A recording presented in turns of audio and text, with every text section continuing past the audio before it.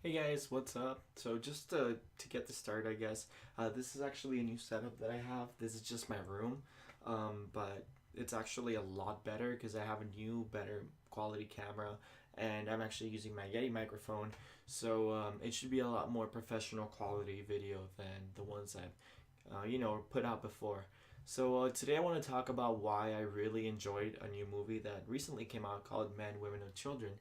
It's directed by Jason Reitman, who's worked on Juno, Labor Day more recently, and also Thank You for Smoking. So, what I like about Jason Reitman is that his directing, um, he has a very particular style for every movie that he makes, and he follows that style throughout, which I think makes a lot of his movies stand out. And it couldn't be said, more so on Men, Women, and Children. If you've seen the commercial, one of the scenes that really caught my attention is one where Ansel Elgort, this guy right here, he's actually walking down a hallway in his high school, and he's just kind of by himself, walking, and everybody's walking the opposite way, and they're all on their phones, and you can kind of see above their heads. Some are listening to music, some are scrolling through Tumblr, some are scrolling through YouTube, blah blah blah, and it just kind of shows how people are kind of in their own little world, just while he's walking, listening to music or whatever. That really captured my attention, and so I decided to watch the movie, and I really really enjoyed it. For those of you who don't know, basically the movie follows many different characters. I would say about 10, and just kind of their different views and how their lives are kind of in a way affected by technology, both positive and negatively. Ansel Elgort is probably the character who's like most focused on, because it's the Crash kind of film, or Babel, or Amores Perros kind of story, where there's different characters, but in a way they're all intertwined, like all their stories intertwined in some sort of way. And I really like those movies, but I felt like this movie, if I were to say anything bad about it, it was that it had too much juggling and it couldn't keep its balance. In a way, it dropped some of the balls because some characters I ended up kind of feeling confused as to what was going on. I didn't really get a sense of closure for some characters, but in some other ones I felt like they gave too much focus. So if there was anything that I were to fix, let's get it out of the way, it would be that there was not enough focus on some of the characters and they weren't juggled properly.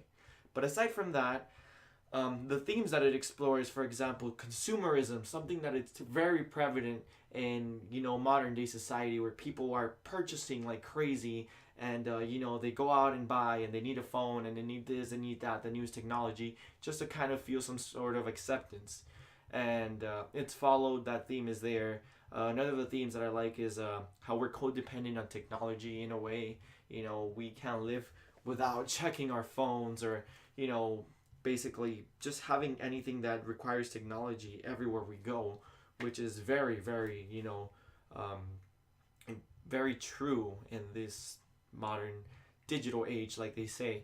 Also, it explores abandonment, how sometimes, we're abandoned and we have no sense of, um, I guess, like we're not important, like we don't matter. Also, grief. It explores grief again to Ansel Elgort. Story. He kind of, his mom left them. This is no spoiler, by the way. This happened at probably the first 30-40 minutes of the movie. You learn all of this.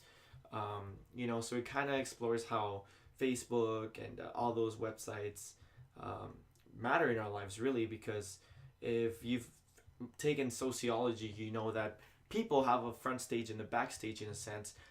Front stage being what we make ourselves seem, like for example Instagram pictures, Facebook pictures, blah blah blah. When we go out, we dress up a certain way, whereas when we're inside, when we're at home, we're a different person in a way, because we don't take we don't actually dress up. We don't try to look a certain way. We don't look for the best angle in a selfie or whatever. So those things make us appear and actually being, very different things. That is explored by the movie as well, and I think it's explored very well. I really like the acting. That's another thing. The acting here was great. Ansel Elgort plays a very, very different character.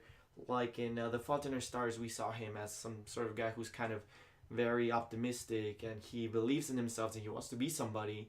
But in this movie, he actually plays a very, very opposite character, almost polar opposite, where he feels like he doesn't matter at all. Like he feels like he has no say in this world. Like he's not ever gonna matter. And I thought that was a very, very well done by Ansel Elgort, especially since he's had very few film roles. He did it very well, and it just very impacted me very much the way that he pulled off his role. Um, Also explores difficulties in adulthood and high school, even. Being bullied, trying to be accepted. Adulthood, for example, Adam Sandler's story where he's married to this woman who he kind of, I guess, feels like he's settled for her, or he's just kind of bored of the marriage, and he looks for something using the internet. Like he tries to find somebody that he can meet. I won't go more into detail because I don't want to spoil anything, but it's handled very well, and it's. I thought the way they closed up that story wasn't the way I wanted it to, but it felt. I guess I didn't feel robbed. I didn't feel like there was a cop out or anything. So it was handled pretty okay, and it was a very interesting concept to think about. Being married, and how technology is affecting marriages, whereas 50 years ago this wasn't possible. Um, Also, the soundtrack for this film was great, man. I don't know. Jason Reitman found like a really, really great composer, and it's very low key, but it fits so well with the movie. It just kind of sets the mood. It's kind of a little bit melancholy, but also kind of hopeful. It was a really, really great soundtrack. Aside from that, there's some really, really good parallel cutting in the movie. Where people are texting, you can kind of see in text bubbles. Like for example, if I were texting on my phone, right now you could kind of see the speech bubble come up over here, just kind of saying what I typed, and then we had like the other person who's texting that person doing something and texting back. Thought that was really, really clever use of parallel cutting. Wish we could see some more of that in more movies. Um, how what else did I think about the movie? Oh yeah, it also explores how people sell themselves on the internet. How they do anything pretty much sometimes to get likes and to get comments, whatever, to feel accepted. Explored a lot of that. And yeah, that's pretty much how I feel about Men, Women, and Children. I hope you guys enjoyed me talking about it. Let me know what you thought, and please check it out. It's I think it comes out today, the 13th. Yeah, January 13th, 2015. So you can probably rent it or buy it or whatever. Check it out and let me know what you thought about it. Let me know what you thought about this video, and I hope you guys enjoyed it. Thank you so much, and you'll have a great day.